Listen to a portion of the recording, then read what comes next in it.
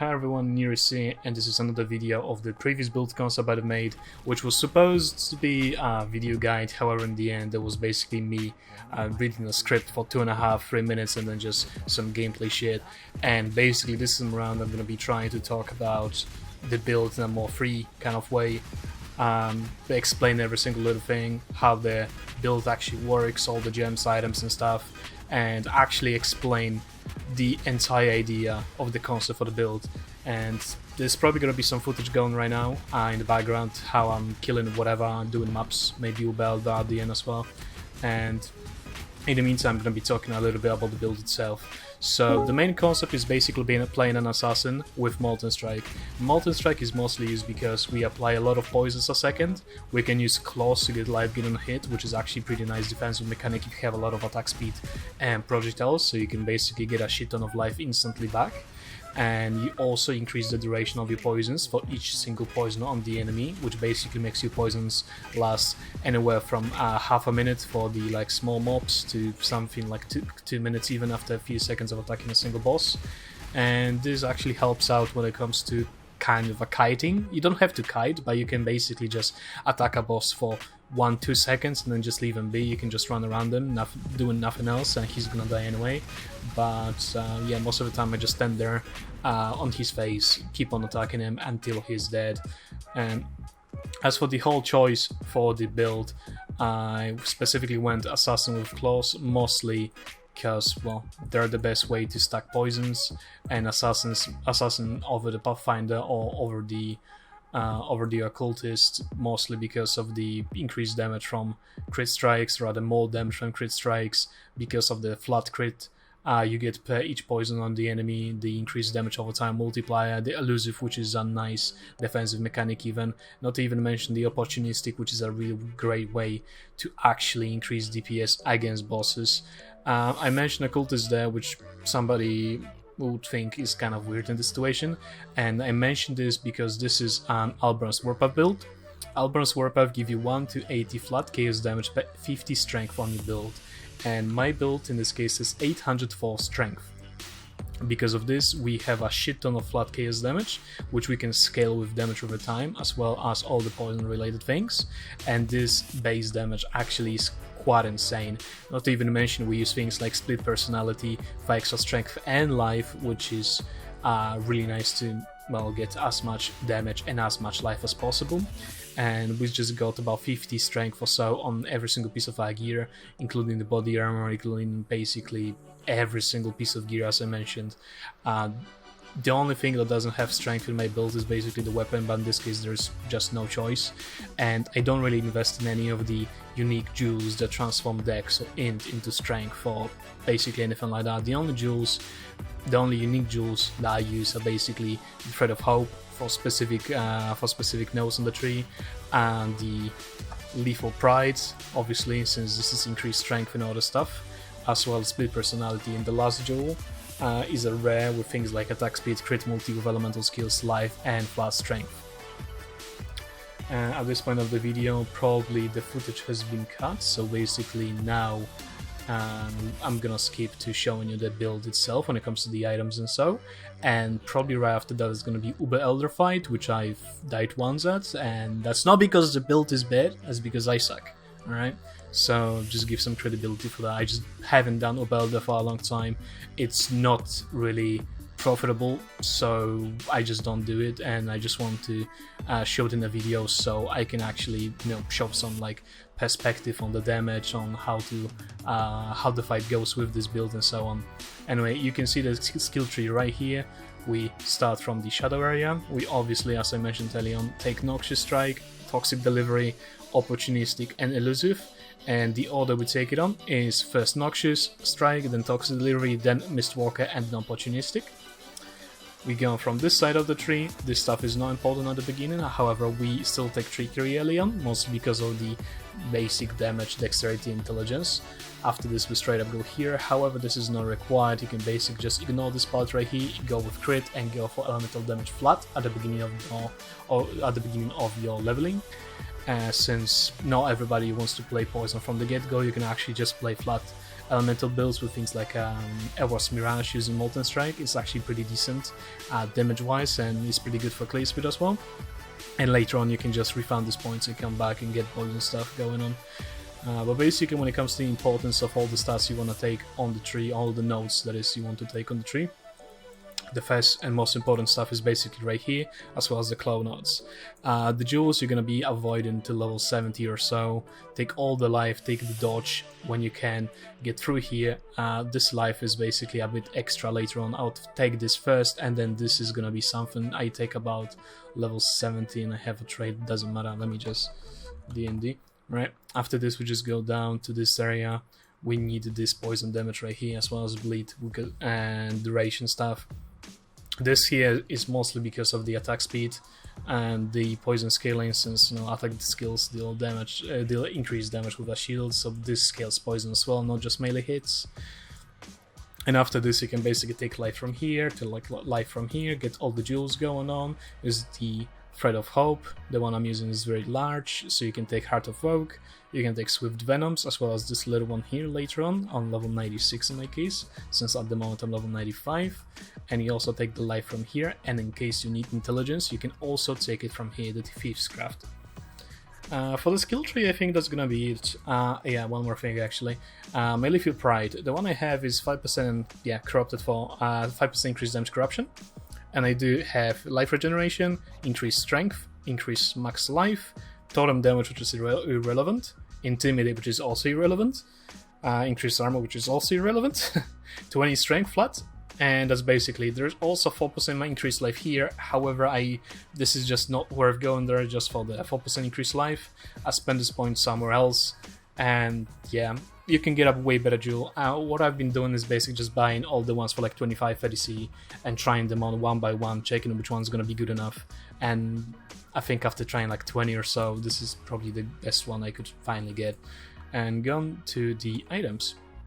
For the items, obviously Alberon's Warpath. The ones I got is 5% chance to dodge spells corruption. I think a body for about 50 chaos is really good, since we are trying to, well, be quite defensive when it comes to spells. We have a certain mechanic for the attacks, so the spells have to be a little bit extra fortified, let's say, and we basically get a base of 30 dodge for the spells from the Facebreaker, and you get another 5-3 here. You get another 10% on the body armor, which is a prefix in the situation. By the way, this body armor I actually bought for like 20-30 C, and I just 6-linked it. I crafted the prefix, and that's basically it. That's pretty cheap, to be honest. You don't have to craft anything specific. Body armors with this specific mod, which is something I cannot even read. I think Guatalizzi, something like that, I don't know. It's a pretty decent life with increased life. This is basically like a cheaper version of the Elder Chests, since on the Elder Chest you can get up to 129 with 12% increased life. This one is still pretty much decent, considering you still get 2 nice resistances and then got strength. And you can actually buy the same chest but without strength for about like 5C or even less even. I just wanted to have the strength, which is extra life, extra damage, to just min-max the build a little bit.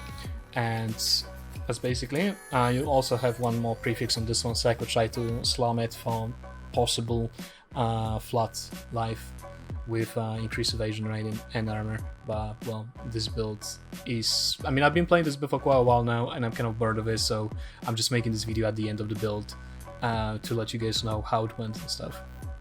Next we have a belt. This belt is just nothing else but pure life and strength. So this one has 97 strength. It's not the max amount you can get on a belt, but it's still pretty nice. You've got 100 life, 10% increased life, and 18 to all resistances, which is the main reason why I actually bought this belt. If it didn't have any resistances, I probably wouldn't even buy it to begin with, to be honest with you. This cost me like 5x. There was a single one that was this good for this build, and I'm pretty proud of it. You don't have to get ones like this. You can just get something with as much life, as much strength as possible, and like 60, 70, even more res if possible. And it's gonna be as good, just gonna be a bit less life, like 150, maybe 200 less life. But overall, I'd say I'm pretty proud of this one.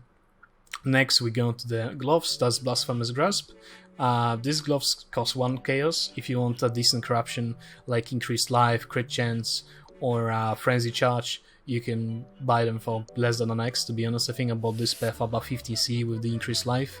Is just for the survivability reasons, and you can buy one with a decent corruption for even cheaper than I did, as long as you just get lower max life roll.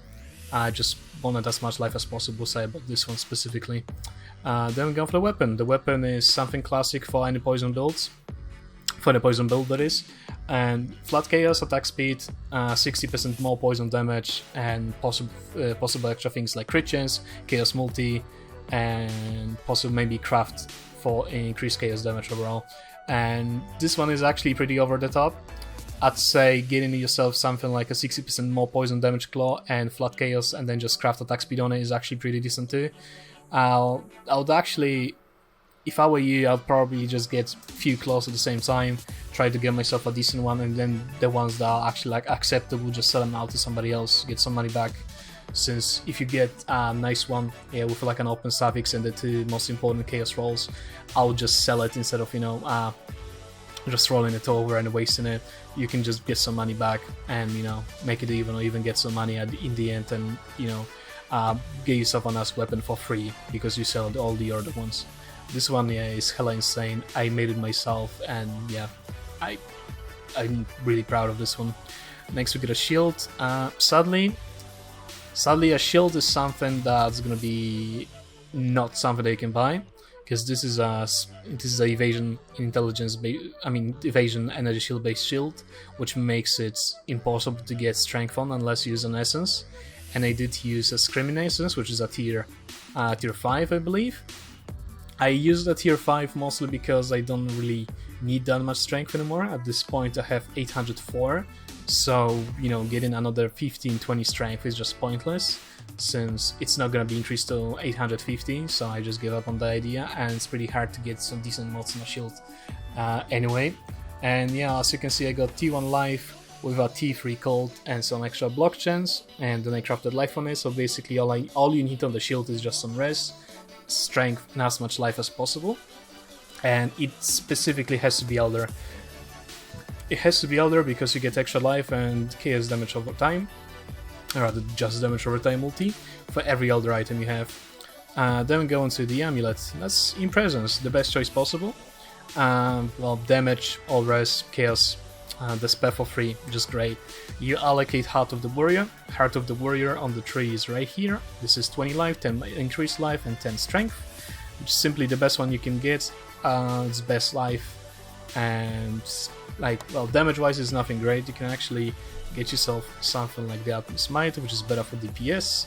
However, you lose about 150 light compared to the Heart of the Warrior, so it is up to you. The DPS on this build is pretty insane, so I would say you don't even need it, and get Heart of the Warrior instead so you can survive more. Rings, basic shit, life, the resistances, damage, accuracy, which you need, strength. Same for the other one. This one has way more resistances. And yeah, this one is like the most basic thing. You just get all the res, all the strength, and get life. That's it. And if you have enough resistances, then you just go for strength, life, or even more life, more damage, and accuracy. Then the last thing, helmet. This one I made, I think, on the 3rd or 4th day of the leak even, and it's just been lying there. And this one, well, I would actually prefer to have Elder one, so you can have increased chaos damage taken. However, getting this and strength and life and possibly something useful is gonna be, yeah, it's pretty hard to get. So I just settled down for this one. It has nice life, nice int, nice strength, and rest, just great. I actually need to recraft this life since it can go up to 17 or 16, I think. For the items, that's pretty much it. For the flasks, you use an internal flask with remove bleeding, as well as increased amount recovered and reduced recovery rate. This is actually hella good, especially with the increased recovery rate and life recovery from the tree. So this one actually gives you life over time a bit slower, but it gives you way more life, making it just way better for survivability, okay, at least in my opinion. Classic related stuff, you need it for any poison build. Dying Sun, so you can have another 2 approach for Molten Strike, so you can apply more poison and more stacks and more duration. Bottled Faith is basically just an extra, it's just damage, nothing else, just more damage. The last Flask is actually up to preference. You can go for either Jade Flask with increased evasion, you can go for the Quartz Flask for 10% dodge for spells and attacks, and you can also just go for something like a Onslaught Flask and just get more attack speed and move speed, and that's basically it. And for the items, I think that's actually it, and this is probably actually everything. The last time I've been actually talking has been about 30 minutes, and now it's about 15, which is why I'm kind of suspicious why it ended so quickly, and I'm wondering if there's anything I actually missed. Oh right, yeah, gems, that's what I missed. Alright, so for the gems, the main skill being the Phantasmal Molten Strike. Phantasmal mode, or the Phantasmal quality, is 40% increased damage over time, which is actually hella great for this build, and it's actually a big upgrade overall to this Molten Strike build. It's pretty nice. You don't really have to worry too much about getting into level 21. It'll be nice. It's not a gigantic increase in DPS, but it's something decent. So if you can, sure, go on. But if you can't, then yeah, we don't really worry about it. Then we have Awakened Vicious Approach. This is only level 1, so basically all the damage you've seen in the previous clips have the 3 Awakened gems, however they're all level 1, so this DPS can be really increased. And if I get all of them to level 5, their DPS, the DPS of the build is gonna go up by like 8-10% or so. Next we got Ancestral Call, which we changed with Vile Toxins for the boss. We also have Awakened Deadly Ailments, Multi-Strike obviously, and Greater Multi-Proc for as many poisons as you can. This can also be exchanged for something else for bosses if you wanna, not necessary, but it can be. Then we have Haste, which we actually don't even use, I can just take it out. So we have Withering Touch, Vile Double Strike, and Ancestral Call. I use this setup instead of the Wither Totem, because this basically has 25% chance to inflict Wither on hit. And Vile Double Strike creates 4 clones, and each one of them has exactly how much? Nearly 5 hits a second. However, when I have everything on and there's a totem on, it's nearly 6 hits. So basically I have 24 hits, out of which 6 are going to be Wither stacks in 1 second, obviously. And you also got Ancestral Protector, which is going to be also about 6 hits per second. So that's another 1.5 stack or so. And you also apply 6 stacks with your Withering Step. So Wither is pretty much covered when it comes to this. You don't have to worry about putting a totem down and stuff. Next we got Blackberry, Withering Step, and increased AoE, just so we can cover more ground. Blackberry is something I don't really use often. I mostly just use it for bosses and nothing else. 1 million chaos damage is something useful. However, it's not 1 million over a second. It's 1 million over how many seconds? 5, I think, or something like that. Does it even say? I don't even know, to be honest with you. I don't even see it anywhere. Yeah, I think it's like 5 seconds or something, like 10 seconds even. Yeah, so it's like 100,000 chaos damage over time, and considering we have also increased chaos damage stuff from things like Despair and Malevolence, it's a little bit extra, but it's not nothing gigantic, it's still something though. Next we got Herald of Agony, Anomalous Blood Rage. This one gives you 2% chance to gain a frenzy charge on a hit, and since we have about 10-11 hits a second with the base hit, which creates 11 projectiles each, we do get frenzy charges on boss fights all the time, which increases DPS really nicely. And this one's going to be pretty much, yeah, quite expensive, but it's really worth it for the bosses. Then we got Despair and Blasphemy. Despair, thanks to the presence, is free, so you don't have to worry about this one. Then we've got Dreadbanner. Dreadbanner is mostly used to reduce the accuracy rating for two nearby enemies. So basically this reduces their chance to hit by 21%. We also have Blind, which reduces it by 50%. And thanks to like 6k evasion rating, which is 29% chance to evade, this actually is quite hard to hit when they're blinded. Not even mention using Jade Flask, with which my evasion rating goes to 20.6k and 58% chance to evade. So this with Blind and with Dreadbanner just makes it about 85-90% chance to evade, and this combined with chance to dodge and a little bit of block chance is just fantastic when it comes to avoiding basic hits. For the spells it's a little bit different because we only have about 49% chance to dodge spells. With Withering Step we go to 73, which goes down over time, and later on it's going to be about 60 something. It's quite acceptable, it's nothing amazing, but still it is really good for survivability.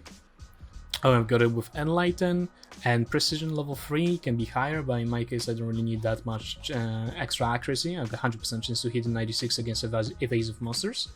And the last one being Malevolence. And the last setup is faster attacks, Wooden Blades, and Blood Magic. Blood Magic or faster attacks are not necessary exactly. You can use something else if you want to. You can use Fortify instead of Blood Magic or instead of faster attacks. It's still fine, and there shouldn't be any problems after in the end. Now when it comes to things like defenses, I did mention a few things, however I didn't cover them exactly. And as you can see, our armor basically doesn't exist, and if we do get hit by a really high damage physical hit, we gonna cry, so that's something I would like to avoid. Our chance to evade is being boosted by the Jade Flask, the Dread Banner, and Blind, so this is pretty much covered. Chance to dodge is 40-49, and with Whirling Step once again 64-73, so that's pretty nice. Obviously it goes down and you can reset later on, but yeah, it's still acceptable, I gotta say. Life regeneration is pretty low, however if you use the bottled faith it goes up to 800 a second in my situation, which is about 11-12% of my max life a second. My resistances are not exactly capped, I'm just missing 2 Lightning Crest, mostly because I just didn't really have all that much resistances on my other gear, and I just wanted this one ring specifically because it's just so good. Oh yeah, actually I'm just kind of stupid. Wow, yeah, this is 13 Cold and Lightning. I can just reel the implicit with Blessed Harp and yeah, get it fixed. Well, I'm just stupid, I've been playing with this for the past day. Yeah. So the build is going to be covered in the distillation, so that we are not being overcapped with the rest too much. So things like Shaper Elder fights a little bit more difficult than for most builds, since a lot of builds have like 30-40 extra elemental res on most, or if not all of the resistances, to actually avoid as much damage as possible, which is also why in the Elder clip, the Uber Elder clip that you're probably going to be seeing about now, or maybe it's already finished, you will see that I died once. It's mostly because I lack skill, but it's also because, well, there was just too much shit going on at the same time and it just clapped me like I'm nothing. And I believe that's pretty much it, guys. Thank you for watching the video. It's 22 minutes and I was thinking that it's the end at 15. Wait, how unlucky we are. Anyway, thanks for watching, have a nice one. I hope you like this one, and yeah, have a nice day.